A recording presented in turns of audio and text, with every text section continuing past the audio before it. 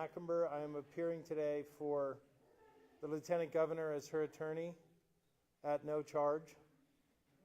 We will be discussing the recent Idaho Press Club case, and I will speak first, and then she will say a few words, and then we will close out, and there will be no questions.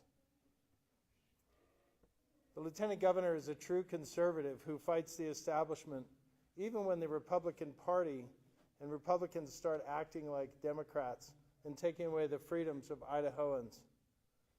The establishment retaliated against the Lieutenant Governor when the AG's office gave her bad advice in the recent Idaho Press Club case.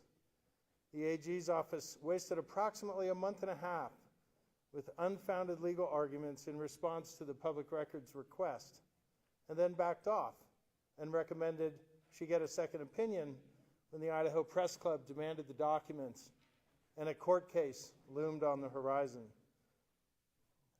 Not surprisingly, the AG's office refused to continue representing her after completely undermining her trust in its counsel. This is the result of bad lawyering. As Idaho's next Attorney General, the advice coming from my office will be dependable. As your Attorney General, our conservative elected officials will finally have a true defender in office. The Attorney General's office should pay the nearly $30,000 in attorney's fees and costs award that was levied against the Lieutenant Governor. If the AG does not pay for its bad lawyering, approximately 16% of the Lieutenant Governor's yearly budget will have to go to pay for the AG's lack of integrity in defending their legal opinion. That is wrong. Lieutenant Governor.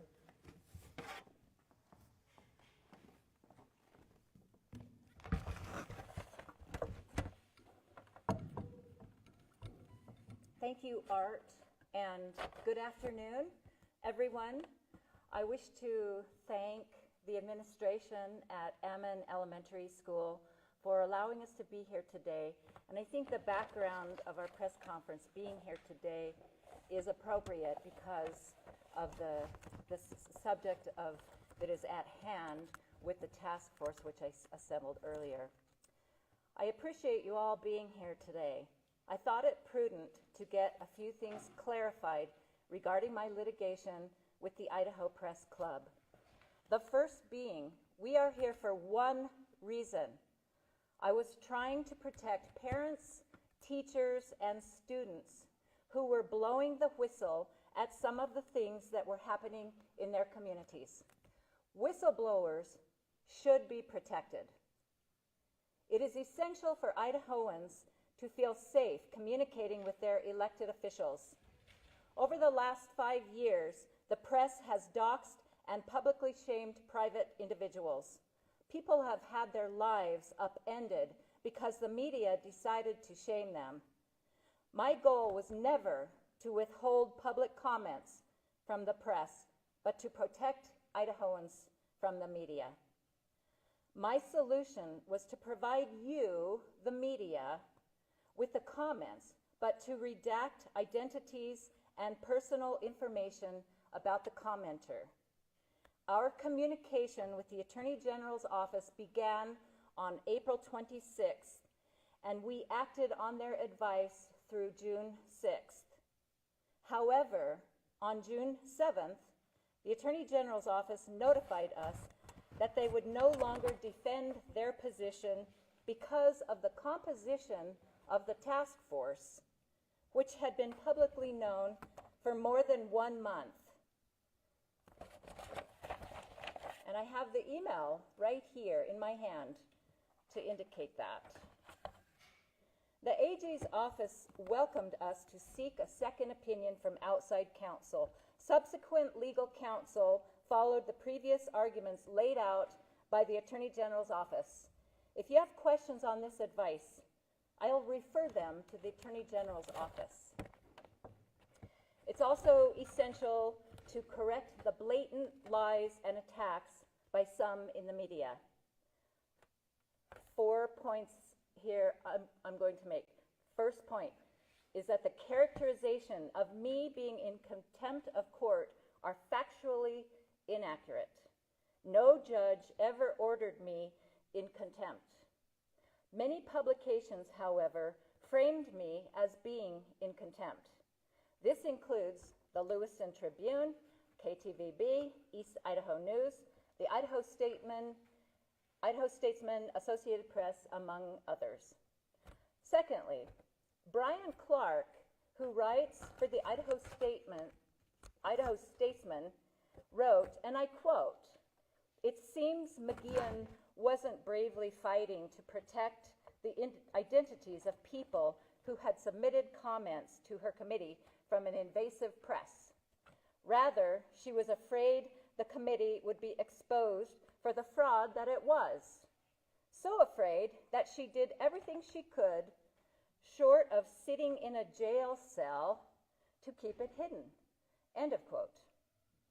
What a disgraceful way for a member of the media to refer to Idaho citizens who willingly served on the task force at their own expense because they were greatly concerned about what was happening in our state.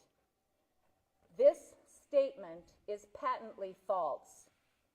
I was more than willing to provide the comments with names redacted, which were provided to the Foundation for Individual Rights in Education on July 27th, 2021. Third, the Idaho Statesman reporter, Nicole Blanchard, came up with one of the most erroneous lies, stating, and again I quote, "The task force is operating in secrecy, formulating public policy outside the public view." End of quote. I will remind you that all our task force meetings were open to the public. They were also broadcast live on Idaho Public Television. I know the media is very busy writing lies about me and my office, but for any of the press that were mentioned earlier, I invite you to watch all task force meetings, which are available to the public at the Idaho Public Television station. Fourth, the press has continued to blatantly lie and say I am asking Idahoans to pay legal bills. As a constitutional officer, I have a budget appropriated by the legislature. As you may be aware, my office is incredibly lean. Most months, I only have one full-time employee. So to suggest that I'm someone that takes advantage of the taxpayer is a gross misrepresentation. Not only has the judge ordered the release of constituents' identities and personal information, the judge has also ordered that my office pay the legal fees of the Idaho Press Club. We could spend all day going over the media's misrepresentations of myself, my office, and my task force. However, we'll end my corrections here.